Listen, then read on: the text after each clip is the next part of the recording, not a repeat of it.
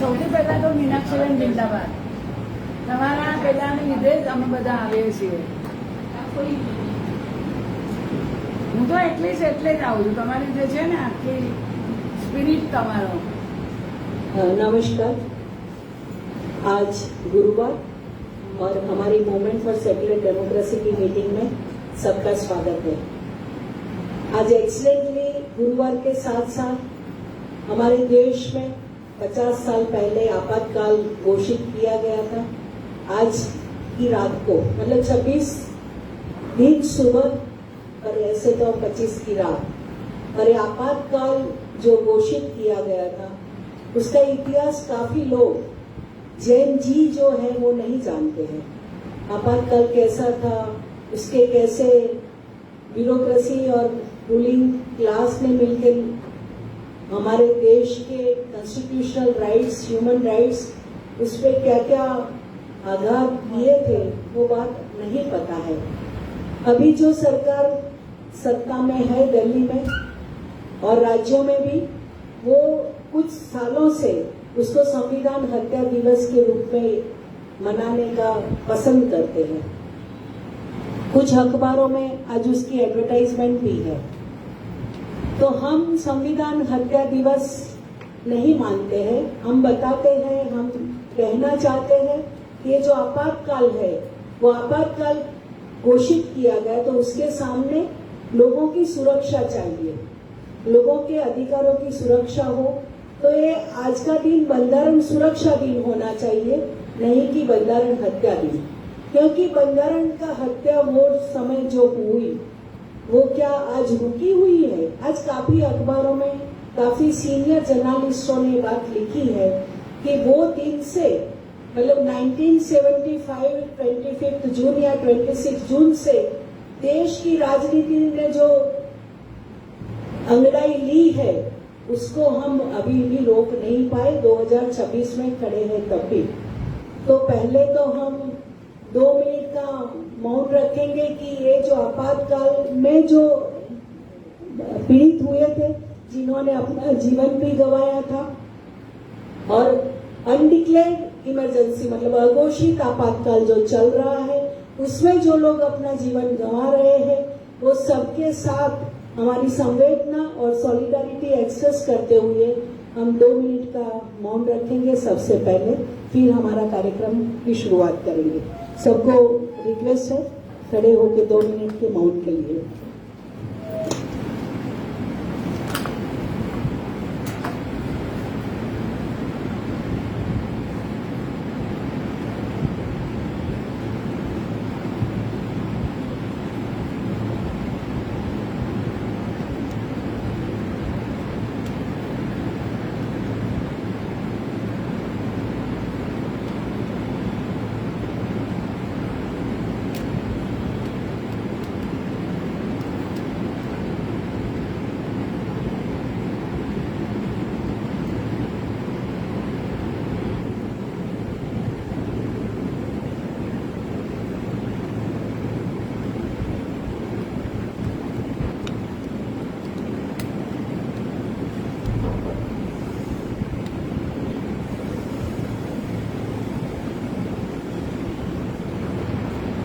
सबका धन्यवाद.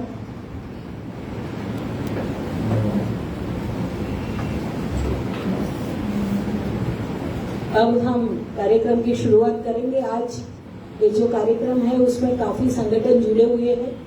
सेक्युलर लोकशाही आंदोलन मतलब movement for secular democracy, people's union for civil liberties, citizens for democracy CFD, CPDRS centre for protection of democratic rights और गुजरात लोक समिति, सब मिलके आज ये प्रोग्राम कर रहे हैं.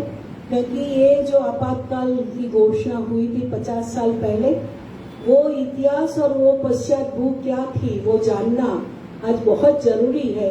इसलिए हमने आज ये कार्यक्रम का आयोजन किया है. हमारे कार्यक्रम के प्रमुख के रूप में हमारे MSD के कन्वीनर प्रकाश भाई हमारे साथ हैं, जो इमरजेंसी के दौरान जेल में काफी दिन बिताए थे. काफी क्या, पूरा इमरजेंसी का पूरा पीरियड वो जेल में थे. वो कैसी दास्तां थी वो तो उनके मुंह से हम कभी सुनेंगे ही, आज ही सुनेंगे. सबसे पहले मैं रिक्वेस्ट करती हूँ पीयूसीएल की ओर से हेमंत भाई को बात रखने के लिए। प्रोफेसर हेमंत कुमार शाह, सबको रिक्वेस्ट है 10 मिनट के अंदर अपना वक्तव्य को रखें। हेमंत भाई।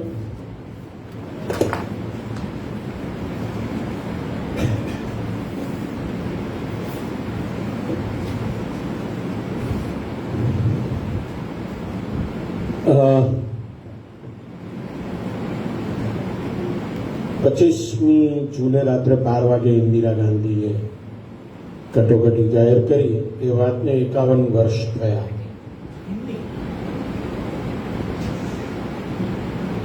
इक्यावन साल हो गए आपातकाल घोषित हुए रात को 12 बजे 25 जून को। उसी उपलक्ष्य में आज हम मिले हैं उसे याद करने के लिए, और खास करके आज की जो परिस्थिति है अघोषित आपातकाल की या उससे भी ज्यादा खराब, उसमें हम क्या कर सके इसके बारे में थोड़ा सा विचार करने के लिए। सबसे पहली बात तो ये है कि ये जो आपातकाल इंदिरा गांधी ने घोषित किया था वो संविधान के आर्टिकल 352 के तहत किया था, जिसमें यह लिखा गया था कि युद्ध या सशस्त्र सेना का कोई रिबेलियन या इंटरनल डिस्टर्बेंसेस, इसके चलते राष्ट्रपति इंटरनल इमरजेंसी का प्रोक्लेमेशन कर सकते हैं। तो ये संवैधानिक आपातकाल था। संविधान में जो भी प्रावधान किया गया था उसका उपयोग इंदिरा गांधी ने किया। हालांकि मोरारजी सरकार बनी 1977 में, तो उन्होंने जो 44वां संशोधन किया संविधान में, उसमें से ये इंटरनल डिस्टर्बेंसेस, ये जो 2 शब्द थे वो निकाल दिए। तो आज इंटरनल डिस्टर्बेंसेस के चलते हुए देश में आपातकाल घोषित करने का कोई प्रावधान नहीं है। अगर होता तो क्या होता, इसकी कल्पना कर सकते हैं। दूसरी बात यह है कि maintenance of internal security act MISA, NISA करके एक कानून बनाया गया था। वो तो आपातकाल घोषित हुआ उससे काफी महीनों पहले। वो जब बनाया गया तो संसद में इसकी चर्चा हुई। उस वक्त विपक्षों ने बहुत बड़ा हंगामा किया। तो इंदिरा गांधी ने प्रधानमंत्री के तौर पर यह कहा था कि हम इसका राजकीय उपयोग नहीं करेंगे, ऐसा वचन दिया था लोकसभा में। फिर भी उन्होंने जिन लोगों को पकड़ा आपातकाल के दौरान, वो सभी को मीसा के तहत पकड़ा। मतलब उन्होंने जो वचन दिया था उसका भंग किया। तो मतलब वचन में पढ़ना नहीं, जो लिखा है उसी के चलते सब होता है। क्या बोलता है राजनेता ये महत्व का नहीं है, ये हमें सीखना चाहिए और समझना चाहिए। तीसरी बात यह है कि किसी ने विरोध नहीं किया था इसका। सिर्फ 2 राज्य थे, गुजरात और तमिलनाडु। तमिलनाडु में उस वक्त करुणानिधि की सरकार थी, जो अभी जो स्टालिन की सरकार थी तमिलनाडु में DMK के, उनके पिताजी करुणानिधि की सरकार थी, और गुजरात में बाबूभाई जसभाई पटेल की सरकार थी। तो 2 जगह विरोध हुआ। इसके सिवा मुझे नहीं लगता, मुझे याद नहीं है, मैं 18 साल का ही था उस वक्त, लेकिन मुझे जहां तक ज्ञात है कहीं पूरे देश में कहीं भी विरोध नहीं हुआ। करीब 1 लाख लोगों को पकड़ा गया रात को 12 बजे के बाद, और उनको जेल में डाल दिया गया। एक शांत था, कुछ हुआ नहीं था। 19 महीने तक कुछ नहीं हुआ था। ये हमें याद रखना चाहिए। चौथा मुद्दा यह है कि इंदिरा गांधी ने चुनाव दिया, आपातकाल चालू था और चुनाव दिया 19 महीने के बाद 77 में मार्च में। इंदिरा गांधी नहीं देती चुनाव तो क्या होगा? तो कुछ नहीं होता।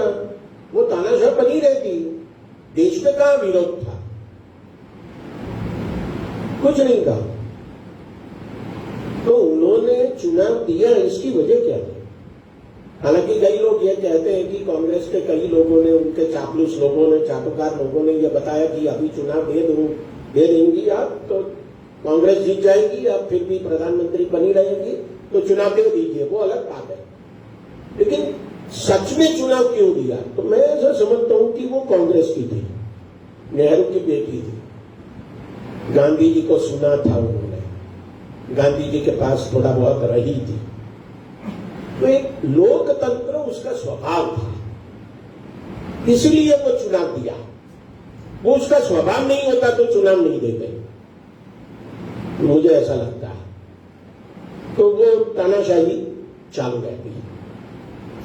आज के लोगों का स्वभाव नहीं है चुनाव का, हाँ?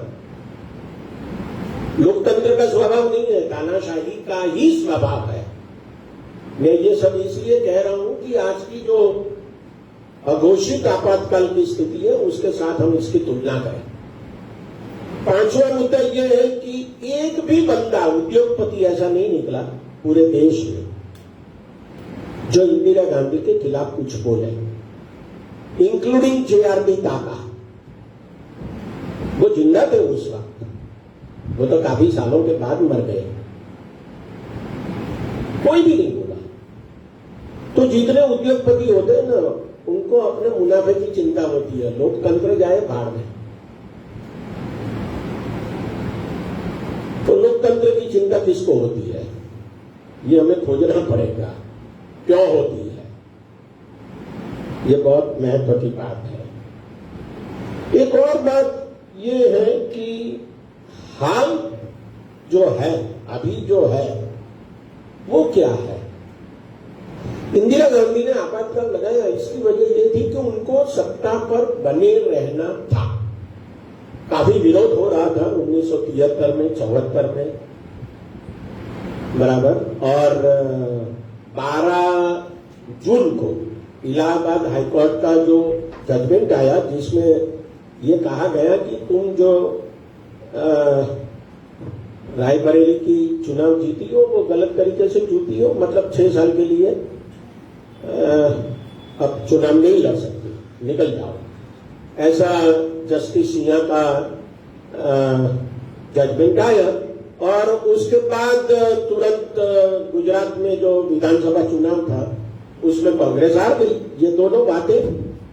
और 25 जून को शाम को दिल्ली में रामलीला मैदान में जयप्रकाश नारायण की सभा हुई थी, जिसमें बहुत बड़ी तादाद में लोग इकट्ठा हुए थे। ये सब देखते हुए इंदिरा जी को ये लगा कि अब मेरे हाथ में से कुर्सी जा रही है शायद, इसलिए उन्होंने आपातकाल लगाया। तो कारण सत्ता पर बना रहना, वही एक कारण था, और कुछ कारण मुझे नहीं दिखाई देता। आज की जो अघोषित आपातकाल की स्थिति है, इसमें सिर्फ सत्ता पर बने रहना वो कारण नहीं है। सिर्फ कारण इसमें एक और है, और वो कारण क्या है? वो कारण यह है कि हमें हिंदू राष्ट्र बनाना है। तो इसमें धर्म मिल गया है जो पहले नहीं था। वो एक सेक्युलर पावर था, ये नॉन सेक्युलर पावर है, जिसके लिए ये सब आज चल रहा है। तो मुझे लगता है कि आज की जो स्थिति है वो बहुत खतरनाक है, क्योंकि ये जो धर्म सत्ता अर्थ सत्ता के साथ और राज सत्ता के साथ मिली जुली है, इसमें से हम कैसे बाहर निकले, इसके बारे में मुझे लगता है कि काफी हमें सोचना पड़ेगा। कई इतिहासकार ऐसा कहते हैं कि आजादी के आंदोलन में उस जमाने की 32 करोड़ की आबादी में सिर्फ 1 करोड़ लोग शरीक हुए थे सक्रिय रूप से, फिर भी आजादी मिली। आज 150 करोड़ में सक्रिय रूप से 1 करोड़ है क्या? ऐसा सवाल पूछना पड़ेगा। हाँ, बीजेपी को वोट देने वाले 37% है, और वो 37% 2024 में है, 2019 में भी है, और 2014 में 31% है, 31% है। इसका मतलब ये हुआ कि 31 से बढ़कर 37 हुआ, और 37 कंसोलिडेट हुआ। सीटें भले ही कम हो गई लोकसभा में, लेकिन 37% वोट बीजेपी के जो पहले भी थे वो वही के वही रहे। तो ये जो लोगों के दिमाग में अभी हिंदू राष्ट्र की बात या और धर्म के लोगों के प्रति घृणा की बात या विश्व गुरु बनने की बात, ये जो दिमाग में घुसा हुआ है, उसको हम कैसे निपटाएं, ये मुझे लगता है कि हमें आज सोचना चाहिए। मुझे दो बातें इसके बारे में कहनी है। एक बात तो यह है कि आज उस जमाने में, और कम से कम 2013-14 तक व्हाट्सएप नहीं था या ऐसे एप्स नहीं थे, तो आज हम अपनी बात कम से कम 200, 400, 500, 1000, 2000, 5000, 5 लाख लोगों तक पहुंचा सकते हैं। हम अपनी आजादी का उपयोग करें। अगर हम मानते हैं कि ये जो चल रहा है वो गलत है, तो हम अपनी आजादी का उपयोग करें, फ्री स्पीच का उपयोग करें। मुझे कई लोग कहते हैं कि आपको तो फ्री स्पीच है ही ना, आप बोलते ही रहते हैं ना, लिखते ही रहते हैं ना, आपको क्या होता है? कुछ नहीं होगा। हाँ, बात सही है, लेकिन 5 लोगों को नहीं होता, 50 लाख लोग इसके लिए डर जाते हैं। तो ये जो डरा हुआ मांस है, ये डरे हुए मांस को जगाना हमारा काम है, क्योंकि डर और लालच ये दोनों इसके हथियार हैं। तो ये पहली बात है। और दूसरी बात, मुझे लगता है कि कई संस्थाएं ऐसी हैं जिसके पास स्पेस है, नॉट जस्ट फिजिकल स्पेस, लेकिन है स्पेस, टाइम की स्पेस है, फिजिकल स्पेस है, मेंटल स्पेस है, लेकिन वे इसका उपयोग ही नहीं करते हैं। वो विकास के कार्यों में पड़े हुए हैं। अमर्त्य सेन ने एक किताब लिखी है, डेवलपमेंट एज फ्रीडम। इसका मतलब क्या? इसका मतलब वो कहना चाहते हैं कि विकास का मतलब ही आजादी है। आजादी के बिना विकास हो ही नहीं सकता। तो विकास किसका करना है, क्यों करना है, कब करना है, कैसे करना है, ये सारी बातें मुझे लगता है कि हमारे लिए बहुत महत्व की है। और जितनी भी स्पेस संस्थाओं में है और व्यक्तिगत तौर पर है, उसका हम उपयोग करेंगे तो इसके सामने लड़ पाएंगे। मैं इसे समझता हूं कि 150 करोड़ में एक आदमी को भी अगर फ्री स्पीच है और वो उसका उपयोग करता है तो मुझे आ जाए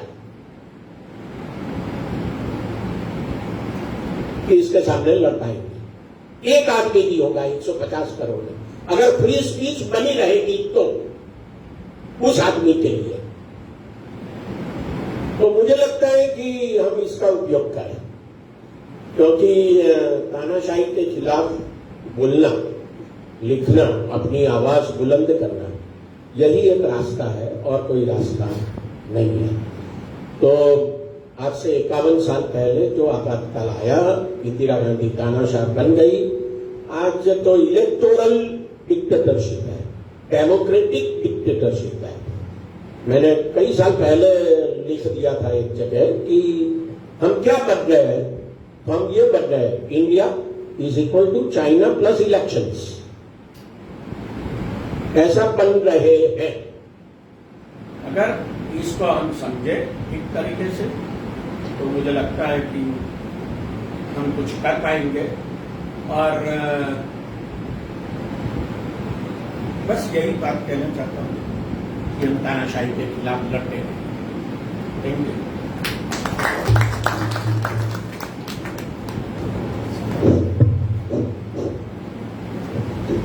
धन्यवाद हेमंत भाई। बातें तो बहुत है, कैसे आपातकाल आया, रेलवे स्ट्राइक हुआ था, बहुत बड़ा उसका एक बैकग्राउंड है। ऐसे नहीं आया था आपातकाल, सिर्फ सत्ता बचाने को भी नहीं। भारत का जो रूलिंग क्लास था वो देख रहा था जन आंदोलन का उफान, और जन आंदोलन के उफान से डरा हुआ जो क्लास था उसने आपातकाल घोषित करने के लिए बाध्य किया, क्योंकि लोग रास्ते पे सड़कों पे थे। और फिर अनुशासन पर्व की बात आई, वो भी एक कैसा माहौल था। आपकी तरह मैं भी बहुत छोटी ही थी, पर जो याद है हमारे राज्य में नवनिर्माण आंदोलन हुआ, उसके पीछे पीछे जेपी का आंदोलन आया, और फिर रेलवे स्ट्राइक हुआ, फिर इलाहाबाद हाईकोर्ट का वर्डिक्ट आया, बहुत सारा। और उससे पहले बांग्लादेश युद्ध का विक्ट्री का पूरा एक माहौल था देश में, जैसे बहुत बड़ा जश्न मना रहा था देश। और उसके 4 साल में ही और हमारी आजादी के 25 साल के अंदर ही हमने देखा वो कितना भयंकर बात है। और 1952 का पहला इलेक्शन के बाद हमारे देश में जो काले कानून आने की शुरुआत हुई थी, पूरा इतिहास प्रकाश भाई सबसे ज्यादा बता सकते हैं, मैं तो थोड़ा जो जानती हूँ वो बता रही हूँ कि हमारे देश में जनवादी व्यवस्था, उस पर हमले शुरू हो गए थे, और उसको बचाने की, उसको प्रोटेक्ट करने की, उसके सामने रेजिस्टेंस खड़ा करने का स्कूलों, कॉलेज और यूनिवर्सिटियों में कुछ काम नहीं हुआ तो नवनिर्माण आंदोलन हुआ, उसके पीछे जेपी का आंदोलन हुआ, जो थोड़ा भी बचा हुआ था जो स्पिरिट, उसके कारण। और आज का माहौल तो हमें पता ही है। अभी मैं किशोर भाई को इनवाइट करूंगी, citizens for democracy. Citizens for democracy ऐसा एक हिस्टोरिकल इवेंट अहमदाबाद में किया था, जस्टिस चावला जिसमें भाषण दिए थे, इमरजेंसी के दौरान ये हुआ था। लास्ट ईयर उन्होंने बड़े पैमाने में प्रोग्राम भी किया था, मैं नहीं जा पाई थी, पर किशोर भाई वो बात को रखेंगे सिटीजन्स फॉर डेमोक्रेसी की ओर से। किशोर भाई देसाई, किशोर भाई ऐसे वुमेन्स कॉलेज में प्रिंसिपल रह चुके हैं अहमदाबाद की, हमारे पुराने संघर्ष के साथी हैं, बहुत वरिष्ठ साथी हैं। और अभी तो वो सूरत में है, पर वो वहाँ भी कुछ ना कुछ करते रहते हैं, वो बैठे नहीं रहते हैं, वो चुप नहीं रहते हैं। वो एक साइलेंस बहुत बड़ा, जनवादी व्यवस्था में साइलेंस बहुत बड़ा क्राइम है, उसके खिलाफ वो बात करते रहते हैं। किशोर भाई को रिक्वेस्ट है अपनी बात रखने के लिए। थैंक यू मीनाक्षी बहन। मुझे हिंदी में बोलना है।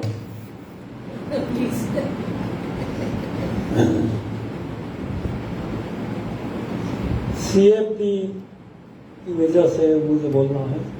आज दिल्ली में भी सीएफडी की मीटिंग इसी सब्जेक्ट पर चल रही है अभी तक इस टाइम।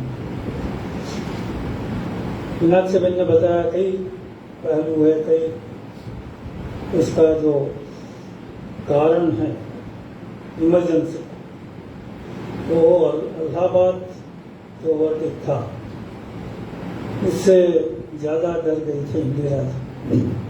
और नवनिर्माण और जेपी का आंदोलन का जो माहौल था ये भी उनके लिए फेवरेबल नहीं था, अगेंस्ट में था।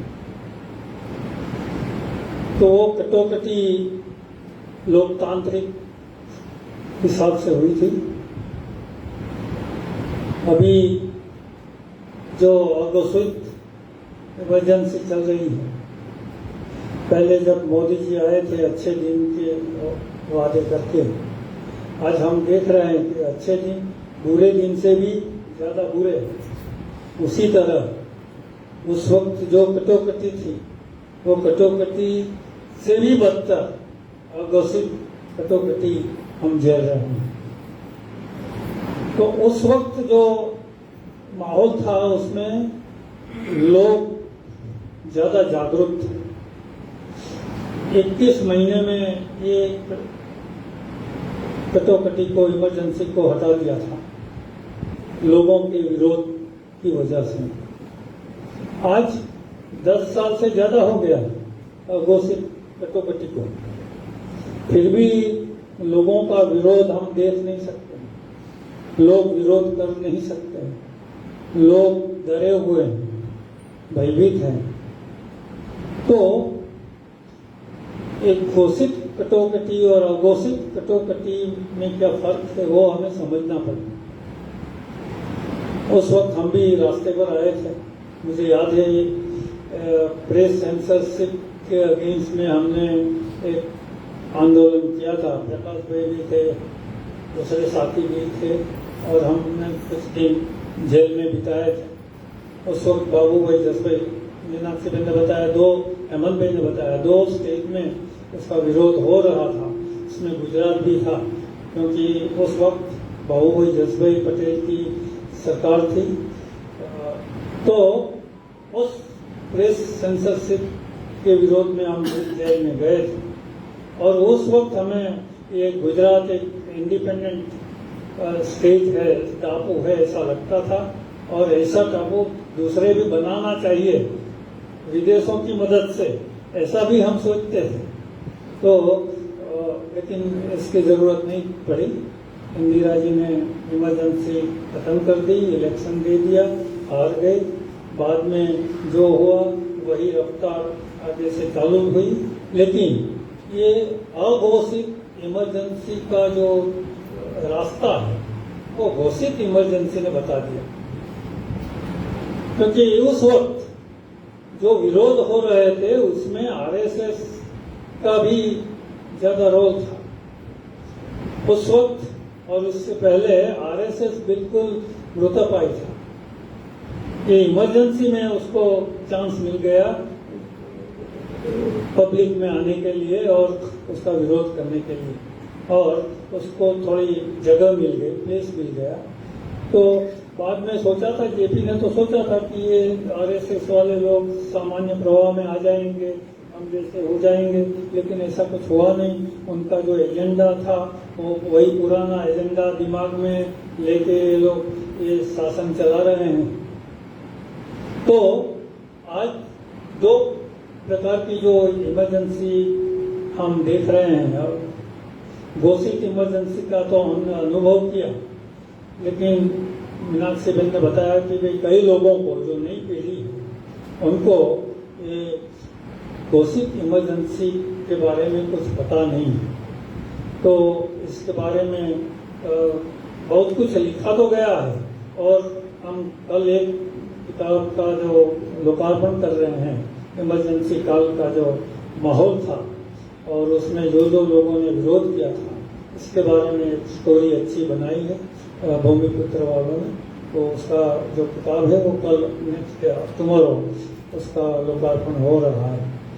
तो ये बात सही है कि आज के लोग जो है उनको उस कटोकटी का और आज की अघोषित कटोकटी का भी पूरा ख्याल देना चाहिए।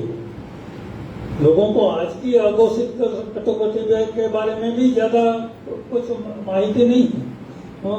वे तो खाना पीना मजा करना बहुत लाइटली वे लोग ले रहे हैं, डरे भी है, क्या कर सकते हैं, ऐसा भी कई जगह से हम सुन रहे हैं। लेकिन ये सबसे ज्यादा जो परेशानी है युवा लोगों की, युवा लोग बेकार हो रहे हैं। जेपी ने बताया था उस वक्त कि ये जो माहौल है गरीबी का, बेकारी का, महंगाई का और सोशल, सामाजिक और राजनीतिक जो अन्याय हो रहे थे, शोषण हो रहा था, ये पूरा माहौल उसी वक्त जो था, इससे बदतर माहौल आज है। तो लोगों को ये समझाना पड़ेगा कि भाई ये परिस्थिति ठीक नहीं है। युवाओं कुछ समझ रहे हैं, कॉन्करर बन गए हैं, लेकिन रास्ते पर आके जो करोड़ों युवाओं को रास्ते पर आना चाहिए, और ये जो सत्ता में बैठे हैं उन लोगों का विरोध करना चाहिए। विरोध ही नहीं, वो ये जो सरकार है एनडीए की, उसको उखाड़ फेंकने के लिए कई प्रोग्राम देना है और कई लोगों को साथ में लेना है। तो ये कैसे करेंगे? अभी लोग बताते हैं कि भाई ये बच्चे लोग हैं, उसको ज्यादा कुछ मालूम नहीं है, फिर भी ये लोग ज्यादा परेशान है और समझते तो हैं कि हमारा नुकसान हो रहा है, तो हमें ही उसका सॉल्यूशन निकालना है। जेपी ने भी बताया था, वे लोगों को ही ये परिस्थिति का सुझाव करना है, उसका निराकरण लाना है, तो लोगों को बाहर निकलना पड़ेगा। और जब सारे लोग बहुत बड़ी संख्या में रास्ते पर आएंगे तो मुझे लगता है कि ये जो शासन में बैठे हैं ये गुंडे मवाली ही है। उनको वैसे हम बोलेंगे लिखेंगे उसका कोई असर होने वाला नहीं है। ये धर्मेंद्र प्रधान का जो इस्तीफा मांग रहे हैं, इससे कुछ होने वाला नहीं है। इस्तीफा तो इन लोगों ने गलत कर दी, उसको इस्तीफा दे देना चाहिए था। प्रधान बदलने से यहाँ कोई परिस्थिति बदलती नहीं है, क्योंकि परिस्थिति दो आदमी के हाथ में है। तो ये दोनों को हटाने के सिवा परिस्थिति बदल नहीं सकती है, और ये दोनों को हटाने का रास्ते हमें ढूंढना पड़ेगा। इसके लिए हमें बहुत काम करना पड़ेगा, साइलेंटली काम करना पड़ेगा, और छोटे छोटे ग्रुप डिस्कशन करके लोगों में माहौल बनाने की कोशिश करनी पड़ेगी। तो मैं तो चाहता हूँ कि उस वक्त जो घोषित कटौकटी का सामना जैसे किया था, उसी तरह ये अघोषित कटौकटी का सामना भी हमें ठीक तरह से करना है। मैं तो याद करता हूँ उस कटौकटी में जो हम जेल में गए थे, प्रकाश भाई थे, भाईलाल भाई थे, गजेंद्र गडकर थे, तो दो बात मुझे याद आ रही है।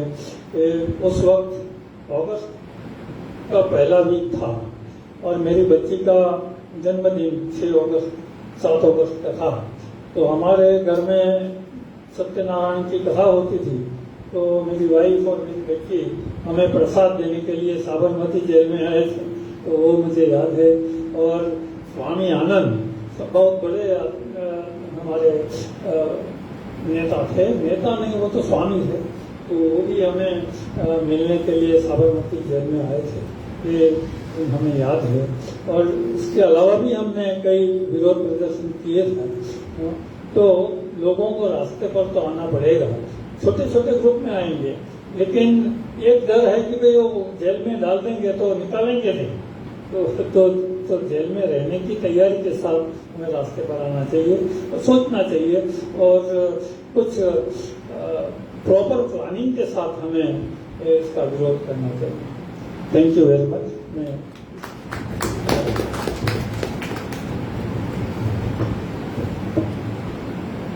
धन्यवाद किशोर भाई। अभी मैं गुजरात लोक समिति की ओर से महादेव भाई को आमंत्रित करती हूँ। महादेव भाई जेपी आंदोलन में बहुत बढ़ चढ़ के उन्होंने हिस्सा लिया, और वो भी इमरजेंसी के दौरान जेल में थे। वो अपना अनुभव बताएंगे। CFD का एक सम्मेलन हमने लास्ट अक्टूबर में किया था, इसी सिलसिले में कि इमरजेंसी के दरमियान MC चागला ने अहमदाबाद में आके जो सम्मेलन किया था, उसको 50 साल हुए थे, तो उसकी याद दिलाने के लिए हमने लास्ट अक्टूबर में 12 अक्टूबर को ये सम्मेलन किया था। बहुत सफल सम्मेलन था, बहुत अच्छा ही था वो प्रोग्राम। महादेव भाई। मित्रों, 1975 का इमरजेंसी आउट ऑफ डेट हो चुका है। मुझे उसके बारे में बहुत चर्चा करने की अब जरूरत नहीं लगती है। आज जो इमरजेंसी है वो महत्व का होता है, और कैसी इमरजेंसी है उसकी तुलना 75 से करनी हो तो जरूर करनी चाहिए। आज मुझे ऐसा ही एक मुद्दा याद आया, जरा किशोर भाई ने इंदिरा गांधी के नहीं, आपने कहा इंदिरा गांधी के चुनाव को इलाहाबाद हाईकोर्ट ने रद्द कर दिया। वो इंदिरा गांधी ने बूथ लूट लिए या गलत ढंग से चुनाव जीत लिए, ऐसा मुद्दा नहीं था। सरकारी तंत्र का उपयोग किया, ये एकमात्र मुद्दा था। मुझे याद आ रहा है कि अभी कुछ दिन पहले मध्य प्रदेश में राज्यसभा के चुनाव में जो प्रिजाइडिंग ऑफिसर या पोलिंग ऑफिसर थे, उसने सबके सामने कहा मुझे तो नौकरी इसी सरकार की करनी है, इसलिए मुझे अपनी नौकरी बचाकर ही काम करना है। और नियम के नहीं होते हुए भी उसने मीनाक्षी नटराजन के नॉमिनेशन को रद्द कर दिया। तो ये डर है। 1975 में भी जब इमरजेंसी लगी, चारों तरफ सन्नाटा था। उस समय सोशल मीडिया तो था नहीं, टेलीविजन भी नहीं था। टेलीविजन था तो शायद दिल्ली में एक ही केंद्र था और उसकी सीमित पहुंच थी लोगों तक। लेकिन जैसे ही इमरजेंसी को खत्म करने की, जो चुनाव कराने की घोषणा हुई, उसका क्या परिणाम हुआ वो आप लोगों ने देखा। मैं इमरजेंसी की कुछ खास बातों की तरफ आपका जिक्र कर रहा हूँ। मैं पहले एक डिस्ट्रिक्ट जेल में था और वहाँ जेल मंत्री आए थे और मैं और मेरे और साथी, जिसमें से एक कई बार संसद सदस्य भी रहे, हम लोगों ने उसको, उनकी काली लुंगी थी, उसको दिखाया। तो उसी दिन हमको वहाँ से निकाल के central Bhagalpur special central jail में भेज दिया। तो खैर तो भेज दिया तो उसकी कोई बात नहीं। भागलपुर आने के बाद पता चला उस समय इंदिरा जी ने 20 सूत्री कार्यक्रम 20 पॉइंट प्रोग्राम की घोषणा की थी और बाला साहब देवरस ने उसके समर्थन में इंदिरा गांधी को पत्र लिखा था। जो वारिस सब ये कहता है कि हमने इमरजेंसी में ये किया, मुझे तो कोई दिखाई नहीं पड़ा। और मैं पहले भी कह चुका हूँ, आज फिर से दोहराता हूँ, एच ए ऑर्गेनाइजेशन आरएसएस ने जेपी के आंदोलन में कभी भी भाग नहीं लिया। उसने इंदिरा गांधी को पत्र भी लिखा है कि हमको झूठ का बदनाम किया जा रहा है, हम तो कभी इस आंदोलन में नहीं थे। ये बाला साहब देवरस लिख रहे हैं। अब वो लोग वाहवाही लूट रहे हैं।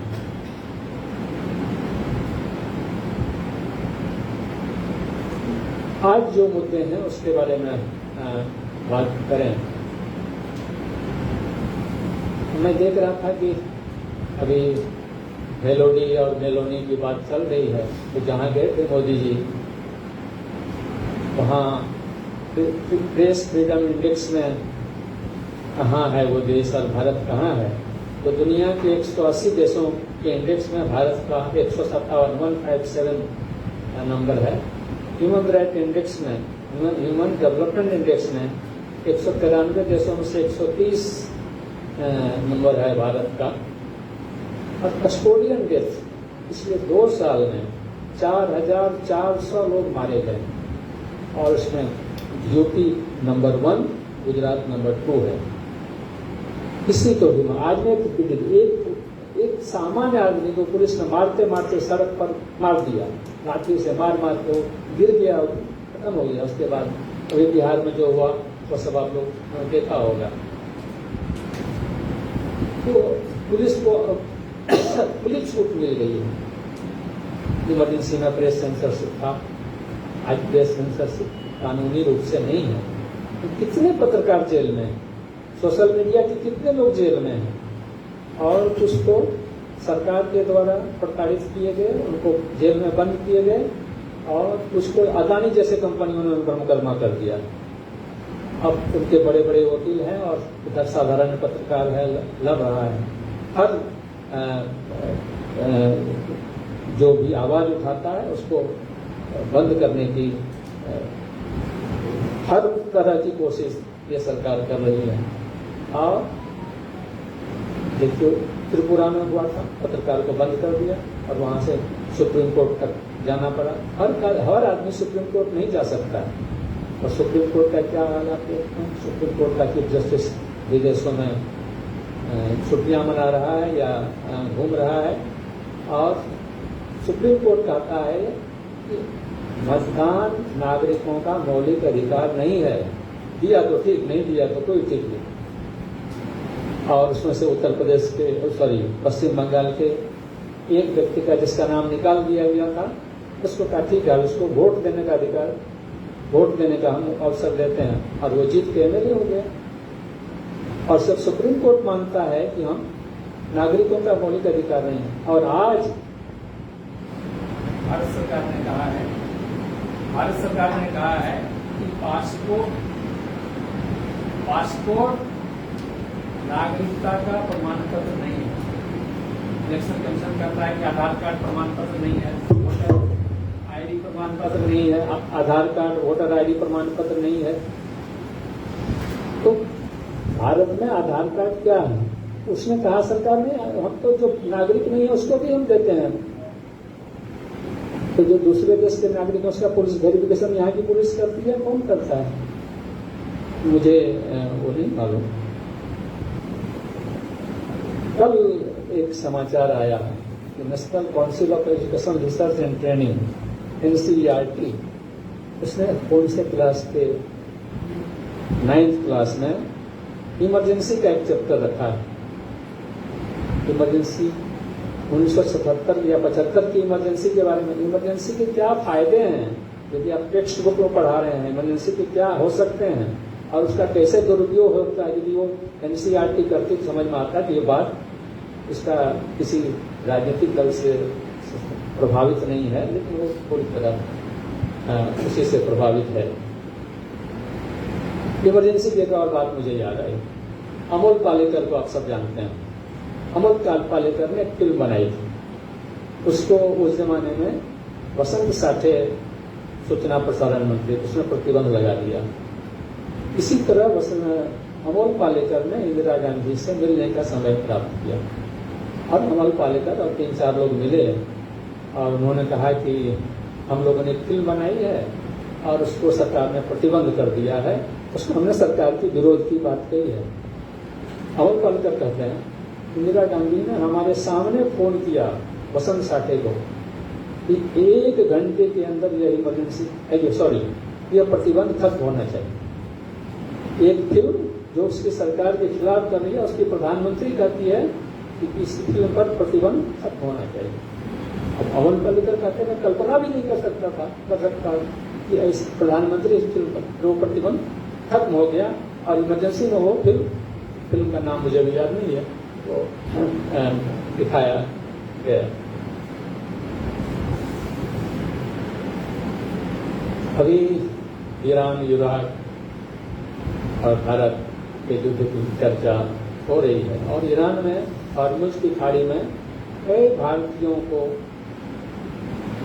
अमेरिका की सरकार ने, अमेरिका की सेना ने मार दिए। युद्ध 2 देशों के बीच में चल रहा है और उसमें जो लोग आ रहे थे वो तो कमर्शियल शिप था, टैंकर था, उसमें से सामान लेकर आ रहे थे। उसका न इस देश का न उस देश की सेना से कोई विरोध या समर्थन नहीं था, वो तो नौकरी करते थे, उनको मार दिया। और देशभक्त सरकार ने उसके बारे में एक नहीं, देशभक्त का तो मुझे याद आया 1974 से लेकर 77 तक कांग्रेस ने या इंदिरा गांधी ने किसी भी आंदोलनकारी को देश विरोधी नहीं कहा। एक बार सिर्फ उन्होंने उड़ीसा की एक सभा में जयप्रकाश नारायण के बारे में कहा कि जो लोग अमेरिका के पैसों पर पलते हैं, नाम लिए बगैर कहा। इसका जवाब जयप्रकाश नारायण ने दिया था, कहा कि जिस दिन जयप्रकाश नारायण देशद्रोही हो जाएगा, दूसरा कोई देशभक्त इस देश में नहीं मिलेगा। लेकिन मोटे तौर पर किसी आंदोलनकारी को देशद्रोही नहीं कहा गया। और आज तो आजादी के इतने सालों के बाद देशद्रोहियों की संख्या इतनी हो गई है जितनी पहले कभी नहीं थी। इसलिए हम सबको मिलकर आज की इमरजेंसी को खत्म करने के लिए ताकत लगानी चाहिए। धन्यवाद।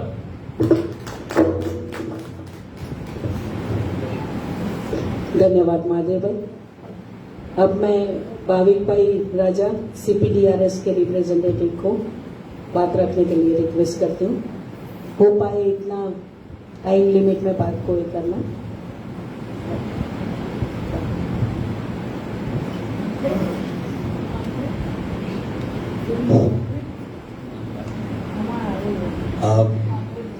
मैं मेजरली इमरजेंसी को लेकर जो अलग अलग किताबें पब्लिश हुई है उसको लेकर छोटी सी बात रखूंगा, लेकिन मैं अपनी बात शुरू करूं उससे पहले दो चीज मैं कहना चाहता हूं। एक चीज ये है कि अभी इस प्रोग्राम का हमारा फेसबुक लाइव हो रहा है।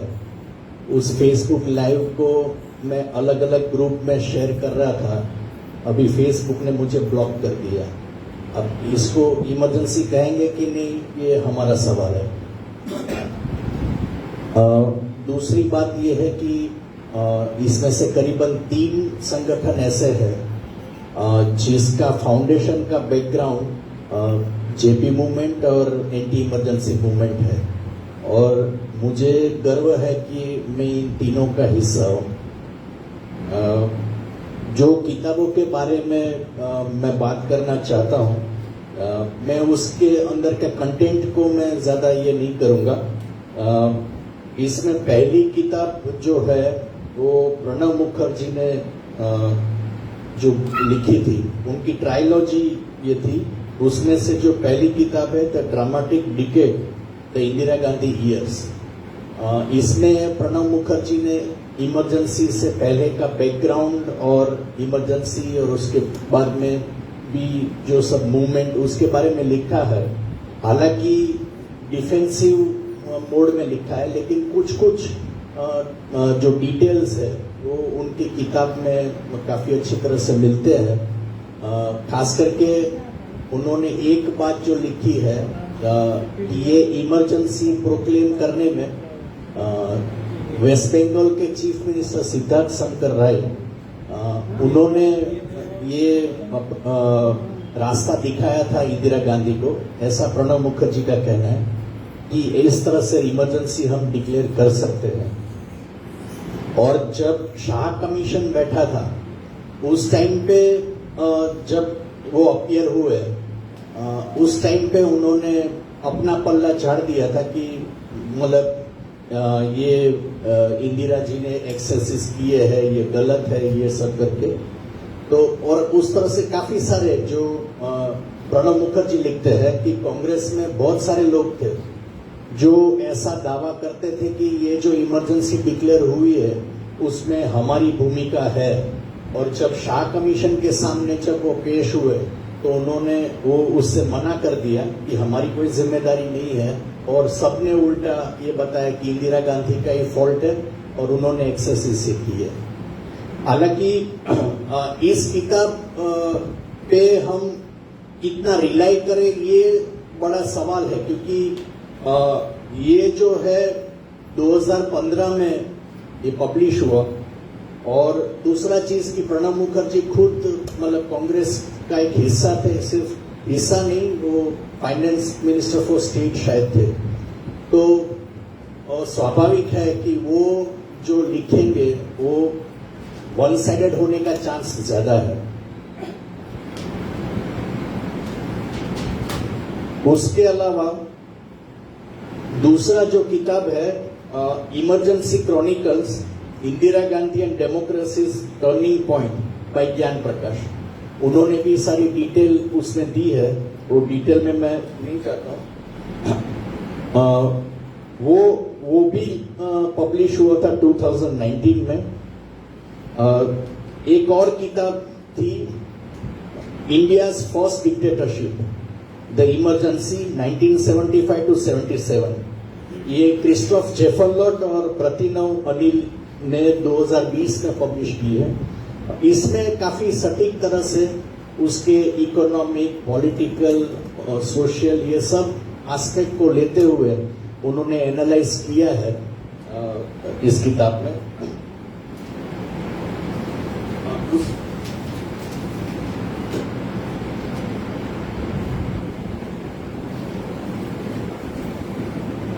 उसके अलावा ये किताब नहीं है, ये छोटा सा आर्टिकल उस टाइम पे 1977 में, ये आर्टिकल का महत्व ये है कि उस टाइम पे 1977 में अभी तक जो हमने देखा वो उसमें से कोई भी किताब 1975, 6, 7 या उस दौरान की नहीं है।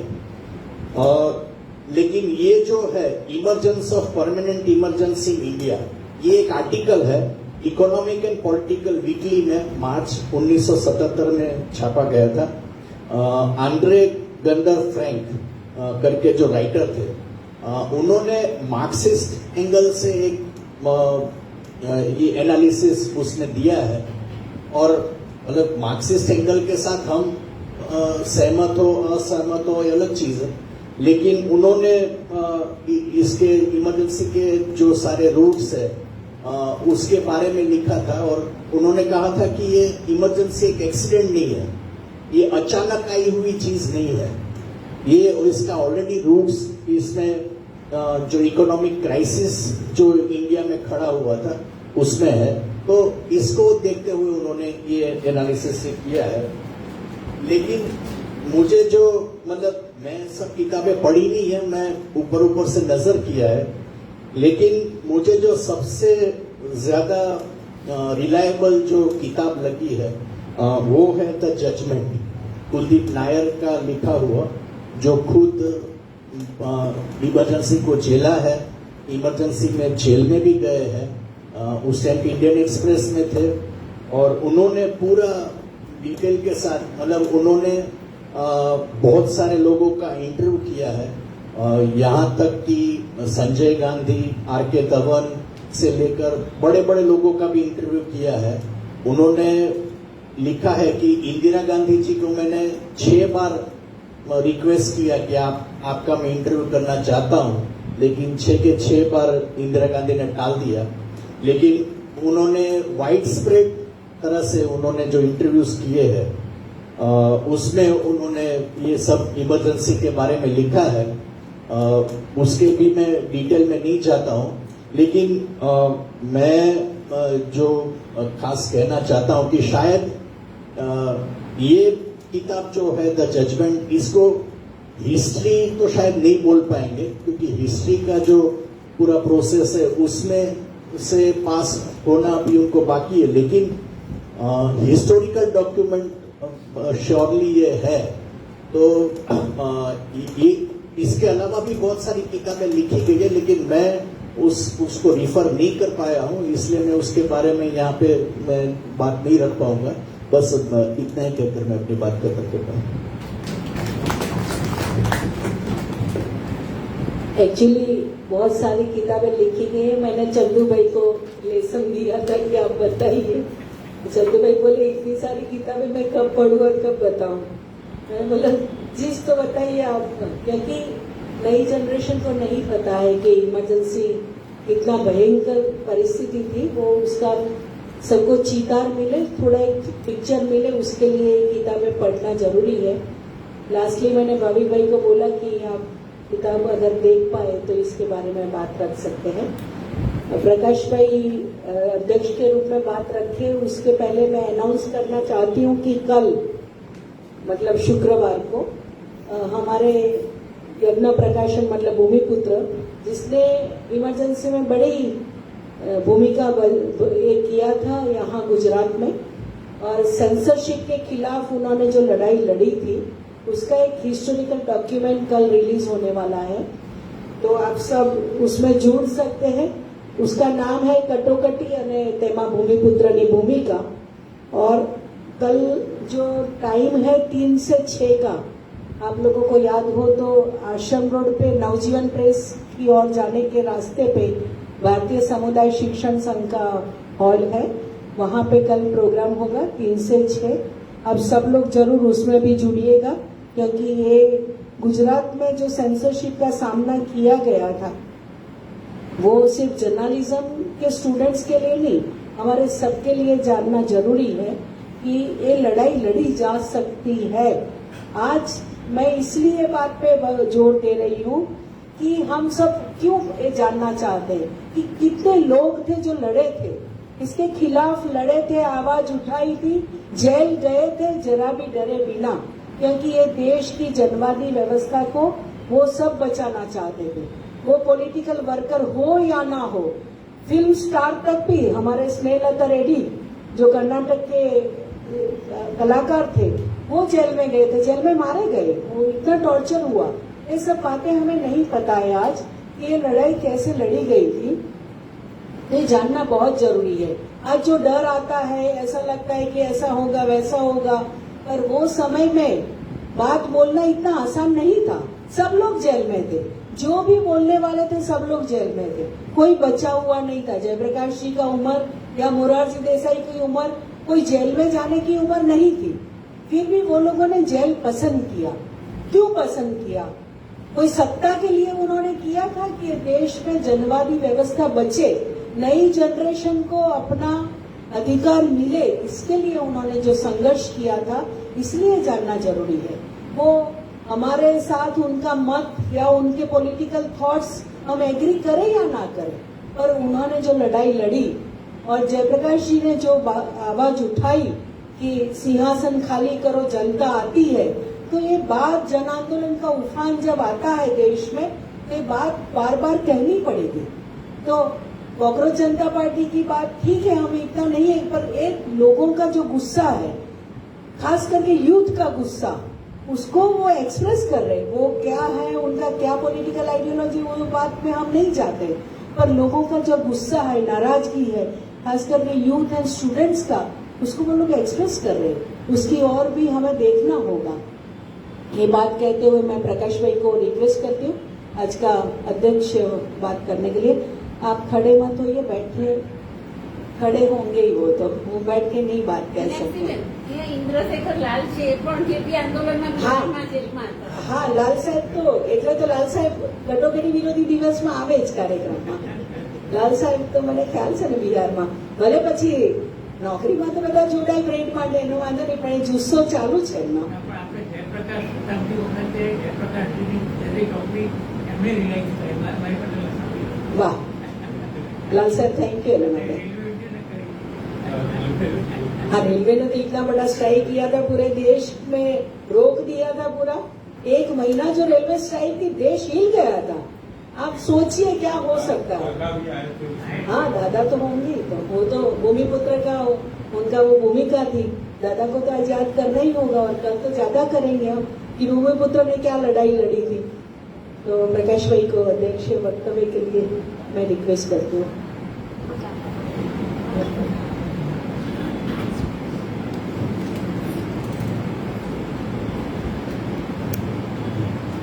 साथियों, हरि कथा अनंता, कहाँ शुरू करें और शुरू करने के बाद खत्म होगी पता नहीं, लेकिन ये जो मीनाक्षी बहन है वो हालांकि जगत उसे मानती है, लेकिन सेंसर का झंडा भी रखती है, दस में तो कहती है। अभी भाविक भाई ने एक बात की, मैं दोहराता हूं। उन्होंने कहा ये फेसबुक लाइव हो रहा था और एकाएक अचानक रुक गया। तो मेरी सादी सी बात है, इसमें कोई एकाएक अचानक कुछ नहीं है। हम जिसको कहते हैं कि इस देश में अनडिक्लेयर्ड इमरजेंसी चलती है, उसका एक नमूना है अनडिक्लेयर्ड इमरजेंसी। ज्ञान प्रकाश की किताब जिसका आपने जिक्र किया भाविक, तो ज्ञान प्रकाश की किताब का जो आरंभ है ड्रामेटिक बहुत इंटरेस्टिंग है कि एक मिंडर साहब हुआ करते थे जो इनके चहेते पुलिस अफसर, तो उनको खाना पूर्ति कोटक गुना करना था। ये जेएनयू में गए, कोई और छात्र की खोज में गए थे, लेकिन वो नहीं मिला। तो वह प्रवीण कुकैश मिल गया। तो उसको जिस लड़के को वो लेने गए थे उसके अलावा उसको ले लिया, उसको हो गया, उसका नाम जाहिर कर दिया और वो कितने साल कितने महीनों जेल में रहा, प्रवीण कुकैश। और ना हुआ है ना, मैं रिकॉर्डिंग प्रवीण कुकैश एक ना अभी 6 साल के बाद न्यूज लॉन्ड्री का केस पता खत्म हुआ। तो न्यूज लॉन्ड्री के एडिटर तो प्रवीण कुकैश थे, तो उनके ऊपर केस किया और 6 साल के बाद कोर्ट ने निकाल दिया कि पुलिस के पास कोई प्रमाण नहीं है, आप जितने इसके पर आरोप लगा रहे हैं कोई प्रमाण वास्तव में है नहीं। तो 6 साल के बाद अब कबीरपुर का जो आपको जेएनयू में 1975 के जून जुलाई में मिला था और बिल्डर ने पकड़ा था, वो तो आज भी DSP पास टू दिस। तो आप इसको आपातकाल नहीं करके क्या करेंगे? ये अपने गुजराती कॉलमिस्ट में सब बड़े बड़े कलम कसूर जैसे हीरा कसूर, सॉरी हीरा कसूर तो एक अपना है, कलम कसूर तो क्या नहीं पता नहीं, दूसरा नहीं कुछ और है। तो ये लिखते हैं क्या ये उर्मिश कोठारी और प्रकाश राव और ये सब बोलते फिर बोलते हैं आपातकाल कहाँ आपातकाल है, वो ऐसा इतना बोलते हैं कोई पकड़ता नहीं है और फिर वो फरियाद करते हैं भाई आप हमें पकड़ते नहीं है लेकिन हमारी बात कहीं पहुंचने भी नहीं देते। आप देखिए NDTV कितना अच्छा काम कर रहा था, तो धीरे धीरे उसको उसके ऊपर केस कराया, फिर अदानी ने ले लिया और आज NDTV चलता है और NDTV का रोल खत्म हो गया है। एक के बाद एक कोई भी फ्री मीडिया ये पॉसिबल नहीं है। तो आपने हमको पकड़ा कि नहीं पकड़ा, लेकिन आपने हमारी बात तो लोगों तक पहुंचाना नहीं दी है। अभी तक ये जो फेसबुक लाइव का अभी जो किस्सा हुआ 10 मिनट पहले वो यही है। तो ये एक दूसरी बात मैं बताना चाहता हूँ, वो भाई सवाल नहीं बताऊंगा, हम जेल में गए वो किए, लेकिन एक बात बताता हूँ बड़ी इंटरेस्टिंग है। हमारे कुछ जेल साथी जो RSS और जनसंघ से थे उनकी जेल ट्रांसफर हुई, अलग एक जेल से अलग जेल में ले गए। तो हम तो सब साथ थे, हमने उनका फेयरवेल जेल में ऑर्गेनाइज किया। तो फेयरवेल में उनके जो नेता थे, मेरे एक समाजवादी मित्र उसको पीड़क कहते थे, किमन भाई शुक्ला करके। तो किमन भाई शुक्ला ने तकरीर की कि मैं पहले ऐसा मानता था कि इस देश में आखिरी लड़ाई कम्युनिस्टों के और जनसंघ के बीच होगी, लेकिन अब मैं समझ गया हूं कि आखिरी लड़ाई हमारी कम्युनिस्ट नहीं सर्वोदय वालों से आखिरी लड़ाई होगी। अब ये why I am mentioning this, इसके नुआंसेस काफी है, कुछ में हम सम्मत हो सकते हैं, कुछ में नहीं हो सकते, लेकिन the way RSS and BJP they are trumpeting their role in emergency, it needs to be questioned, and on 2 grounds. Many of them simply said that we are not connected with JP movement. Jail में काफी लोग थे RSS के, पकड़े तो गए थे लेकिन पता नहीं क्यों कैसे छूट गए, चले गए। सबके पास भारत की काफी जगहों में सबके पास छपे हुए फॉर्म्स आते थे, उनके यहाँ से छपे हुए साइक्लोस्टाइल ऐसा ऐसा लिखो और छूट जाओ। तो and the way Bala Saheb Deoras road, Sarvodaya के हमारे एक बड़े बुजुर्ग थे गोविंदराव देशपांडे, जेपी और दादा धर्माधिकारी के सहयोगी, वो यरोड़ा जेल में थे। तो मुझे कहते थे कि जेल में मेडिकल विभाग में जब हम मिलते थे बाला साहेब और हम, तो वो कहते थे कि देखो हम तो राजनीति में नहीं है, आप सर्वोदय वाले भी राजनीति में, क्योंकि रमेश और आपको जेल में क्यों रहना, हम भी राजनीति में नहीं है, आप भी राजनीति में सर, तो फिर आपको जेल में क्यों रहना। फिर ये तो उन्होंने इंदिरा जी को खत भी लिख दिया, और that the words that Bala Saheb Deros used, 2 बात मैं साफ कहूँगा, the words that used, Bala Saheb wrote to Indira Gandhi, the then सरसंचालक, Bala Saheb wrote to Indira Gandhi कि आपने 15 अगस्त को, मतलब इमरजेंसी के बाद पहले ध्वजवंदन को, और 15 अगस्त को लाल किले की प्राचीर से आपने जो बातें की वो समयोचित और संतुलित थी। सारे देश को आपने जेल बना दिया और आपका सरसम चालक कहता है कि आपने बहुत संतुलित बात की, and what is your idea of संतुलन? शायद वो संतुलन कर रहे थे कि किसी प्रकार से कोई द्वार खुल जाए, समयोचित और संतुलित। फिर ये भी लिखा कि हम जयप्रकाश के मूवमेंट में थे ही नहीं, हम जयप्रकाश में थे ही नहीं। आज एक और बात मैं कहना चाहूंगा समझने के लिए। Many times it is referred to, despite all his leadership, all his sacrifice, a totally committed, devoted and consecrated life. Many a times, and the one who twice or thrice refused to be the Prime Minister of India, a great man.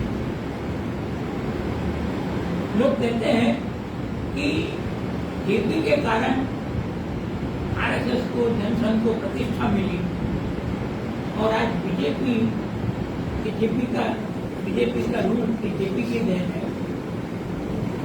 सम्राट चौधरी अपने बिहार के नए मुखिया, पता नहीं कितने वक्त रहेगी, सम्राट ने नाम नहीं रखा है कोई प्रॉब्लम। तो ये आज इन्होंने लिखा है कि लोकनायक जयप्रकाश के कारण हम ये हुए वगैरह वगैरह।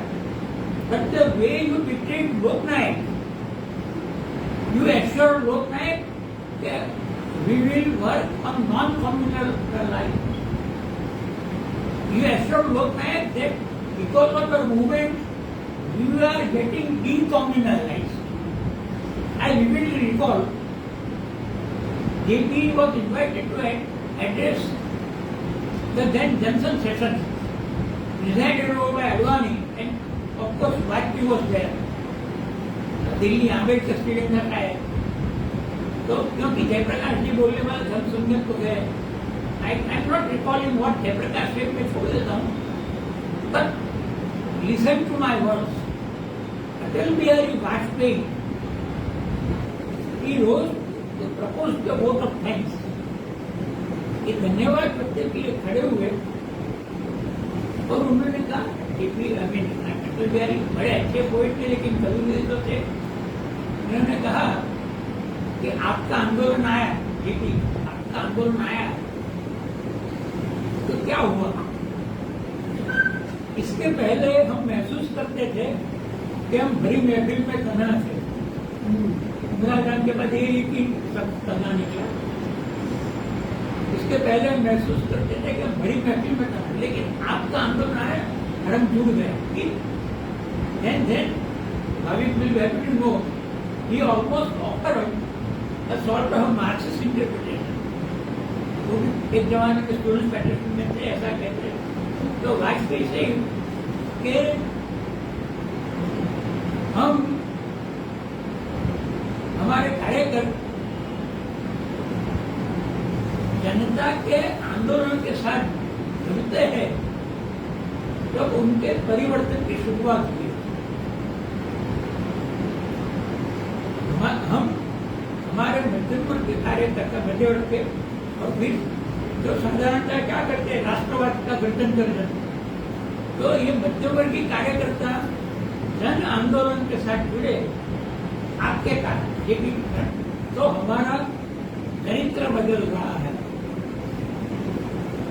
अब चरित्र क्या था वो तो बाद में पता चला। हालांकि नरेंद्र मोदी के 12 साल, वाजपेयी के 6 साल को अच्छा भी ठहरा सकते हैं, तो ऑल क्रेडिट है। बट माय पॉइंट इज कि ये एक हिस्टोरिकल प्रोसेस है, जन आंदोलन की उफान, और उसमें आप कहा तो आज जेपी को इसके लिए कहना, तो कहने वालों में जो विपक्ष की बात नहीं करता हूं मैं, लेकिन कांग्रेस कैंटीन अगर ये बात आती है तो उनको तो ये पूछना पड़ेगा ना कि एक चंद्रशेखर था who could raise the voice even within your party, एक मोहन दारिया था who could raise even within your party. आप सब कहां गए थे? ग्रेट जगजीवन राम,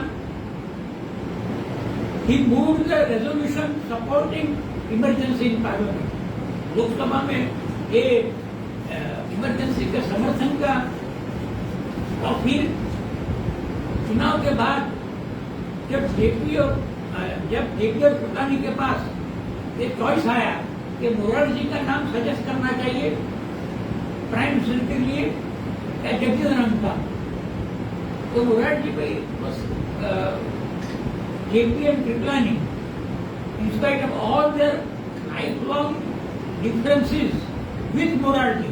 अब आप ये सोचिए, they were such great people, Jayaprakash and Kuklani, such great people, in spite of their lifelong differences with Morarji, they said that as between the two,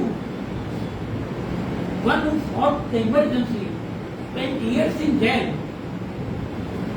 he should be selected to lead in this new regime. I even able to recall a personal discussion with Umashankar Joshi. Umashankar was a great critic of Morarji. But Umashankar told me કે આજની પરિસ્થિતિમાં કોઈ દંડ ધારણ કરી શકે તેવું હોય તો મોરારજી છે. This is Umashankar with all his differences and almost a lifelong critical approach towards Morarji. Umashankar told, because Morarji को टूथ एंड नेल, जगजीवन ने तो जब हवा बदली, चुनाव घोषित को हवा बदली, तब बाहर आए. तो मैं ये उस वक्त जगजीवन ने जो कहा था, मैं जरा समय ले रहा हूँ लेकिन इसको जिक्र करके छोड़ दूंगा. उन्होंने उनके समर्थकों ने बड़े निराश होकर ये कहा था, मेरा बेस्वत लगती है बात कि इस देश में दलित का कब नंबर आएगा. Friends, JP and Morarji were not considering the issue from the angle of your being Savarna or Avarna. They were considering the issue on the line of merits. कि इमरजेंसी के खिलाफ कि ये आपका नतीजा आया है, तो one who fought against emergency, he definitely knows. अन्यथा वो कह सकते हैं कि जयप्रकाश कुलकर्णी हम ही चला लेंगे, वो भी हो सकता है. बट तो ये बट द पॉइंट एक जगेराम स्कॉलर्स उन्होंने उठाया, वो अलग से जैसे सोचता हूँ तो प्राइम मिनिस्टर के बारे में नहीं, लेकिन अपनी राजनीति और सार्वजनिक प्रेम के बारे में इसका रेलेवेंस है. ये मैं आपको बता दूं, आपने काफी किताब की बात की, उसमें एक डेविड सेलिगमैन ने लिखी थी, मेरे ख्याल डेविड सेलिगमैन था, उसने एक अच्छा फ्रेज किया था कि इमरजेंसी गई, emergency is gone but crisis continue. अब गुजराती में दोनों को आप कटोकटी करेंगे, कटोकटी में तो हमारे समाज जीवन में, हमारे जहन में वर्गीय और वर्णीय ये जो उच्च नीच चला है, वर्गीय भी वर्णीय भी, ये तो हमारी एक टाइमिंग क्राइसिस है. We need to fight against it. तो इस मायने में जगजीराम के समर्थकों को अगर आप प्राइम मिनिस्टर की बात में निकालते तो उसमें एक तथ्य है, आपको जानकर ताजुब होगा कि अम्बेडकर को फर्स्ट कैबिनेट में रहना चाहिए. ये गांधी का सुझाव तो था, but Jagjivan Ram had also written a letter to Gandhi कि आप बाबूजी का, आप अम्बेडकर का नाम सोचिए. अनयूजुअल, क्योंकि दलित राजनीति में हम अम्बेडकर और जगजीराम को अलग अलग रूप से देखते हैं. बट जगजीराम इज दैट अंडरस्टैंडिंग कि वो कांग्रेस के साथ रहकर शकुंतला की लड़त में थे.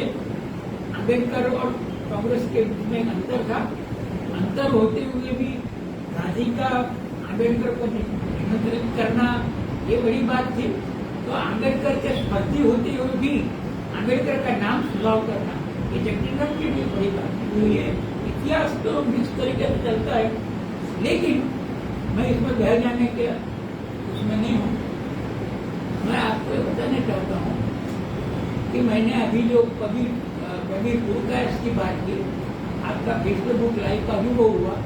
तो ये सब और काफी मायने में एंटी क्राइम एजेंसी की इतनी बातें मैं आपको कर सकता हूँ। अब यूपीए का अमल क्या है, अब आप ख्याल में रखिए, जब यूपीए आया तो कांग्रेस लाई थी, तब भी हमने उसका विरोध किया, आज तो करें। लेकिन जैन स्वामी शहीद हुए, कोई याद नहीं करता। साईं बाबा का क्या हुआ, वो जिंदा बाहर आए लेकिन तो जी नहीं पाए। तो एक लंबी लड़ाई है और लोग हमें कंफ्यूज कर रहे हैं कि आप एक कोई बिल्कुल डेमोक्रेसी सेटअप चलता है तो आप क्या करते हैं। एक लास्ट बात करके मैं छोड़ देता हूँ, हालांकि मेरी बात ऐसे पूरी नहीं होती, लेकिन पूरी कोशिश कर दूंगा।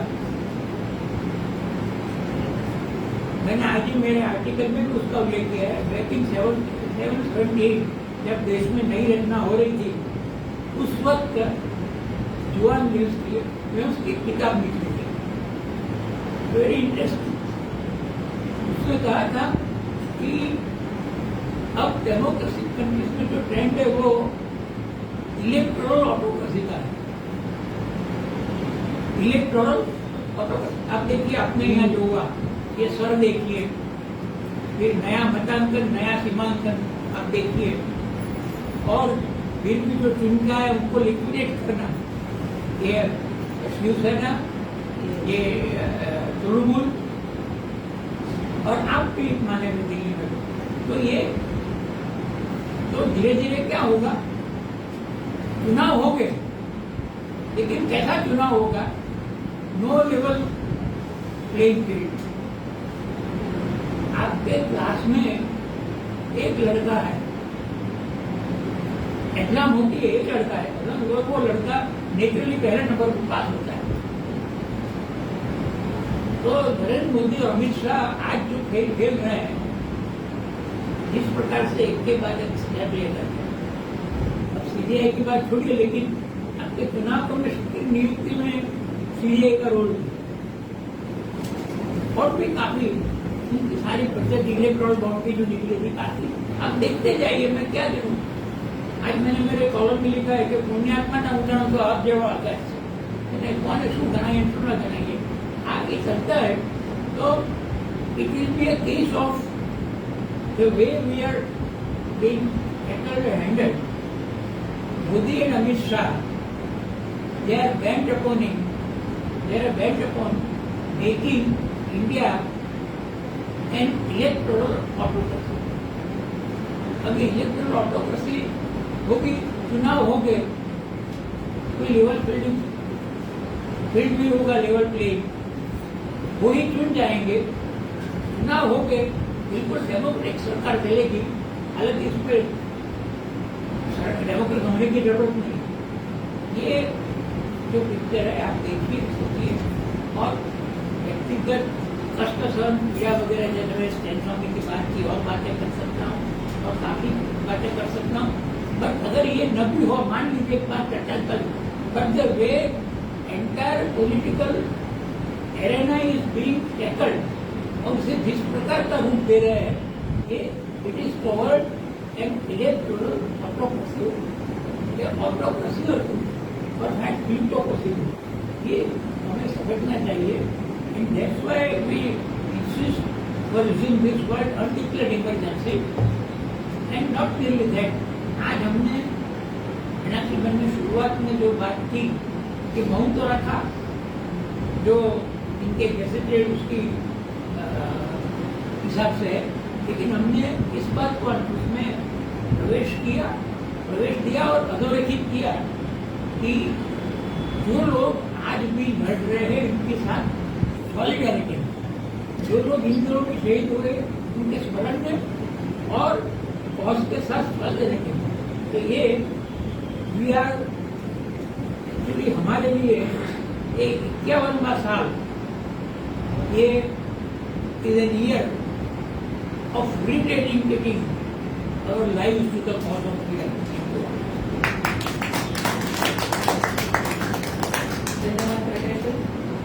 एक हम प्रोग्राम ऐसे तो डिस्कशन पूरा हुआ है, पर एक छोटा सा दूसरा अनाउंस 1 जुलाई वसंत रजब शहादत दिन आ रहा है और मूवमेंट फॉर सेक्युलर डेमोक्रेसी हर साल वहाँ वसंत रजब स्मारक जो जमालपुर खानवी शेरी है वहाँ ये उस बार भी 9:30 को मिलेंगे और फिर रजब अली लाखानी के वहाँ पे भी गोमती में भी रहेंगे।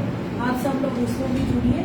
आप सबको पता है कि वसंत रजब ने 1946 में जो शहादत किया था वो कम्युनल हार्मनी के लिए, वो भी ये हिस्टोरिकल ये है।